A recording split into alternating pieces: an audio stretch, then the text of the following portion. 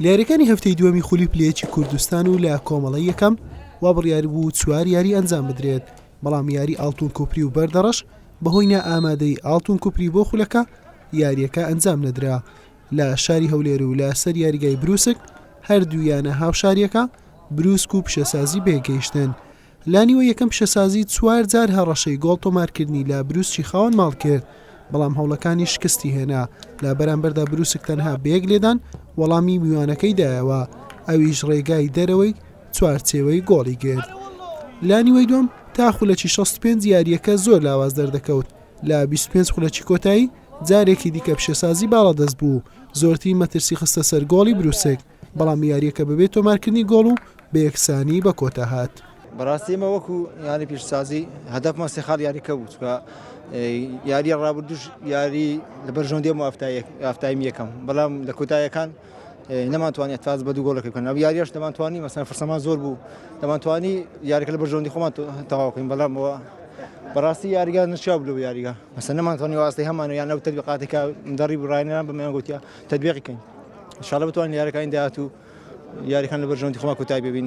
دەتوان بڵێم ناخۆشترین یاری بوو، یاریێکی زۆر خراپمان کرد، زۆر خراپ. ئێمە یەک ماوەی هەفتەیەکە لەسەر تۆپی ئەرزی یاریەکەین، ئەوڕۆ تۆپانێمان بزر کرد بوو، یاریەکە لە دەست ئێمە دەرچوو بەڕاستی، یعنی بەعەلەنی ئەڵێن یاریێکی زۆر خراپمان کرد، شایستەی دۆڕاندنیش بین، شایستەی بدۆڕێنین.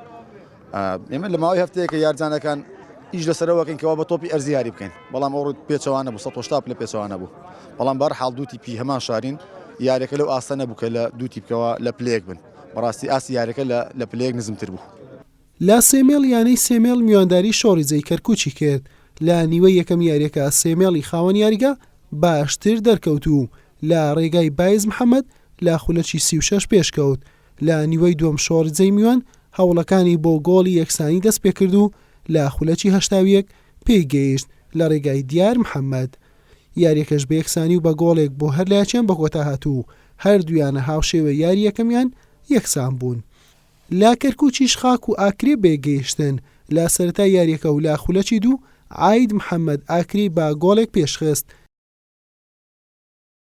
یاریەکە بەم ئەنجامە درێژە کێشا تا لە خولەکی 77 کابان حاتەم ئەنجامەکەی بۆ خاک هاوسەنگ کردەوە. لا کاتێکدا یاریەکە بەرەو کۆتایی دەچوو، حەسەن مەرعی لا کۆتا ساد ئاکری بەرەو یەکەم سەرکەوتن برد با تۆمارکردنی گۆڵی دووەم و پێشکەوتن. بەم ئەنجامە ئاکری بووە یەکەمیانە لەم کۆمەڵەیە بە سەرکەوتن بگات و بە تەنیا و بە کۆکردنەوەی 4 خاڵ چوە پێشەنگ. یانەکانی بروسک و پیشەسازی و سێمێڵ و شۆڕیزەش خاوەنی 2 خاڵن و بەردەڕەش و گاڕەش بە یەک یاری خاوەنی 1 خاڵن و خاکیش بە 2 یاری 1 خاڵی هەیە. حوسێن محەممەد، کەناڵی ئاسمانی پێام.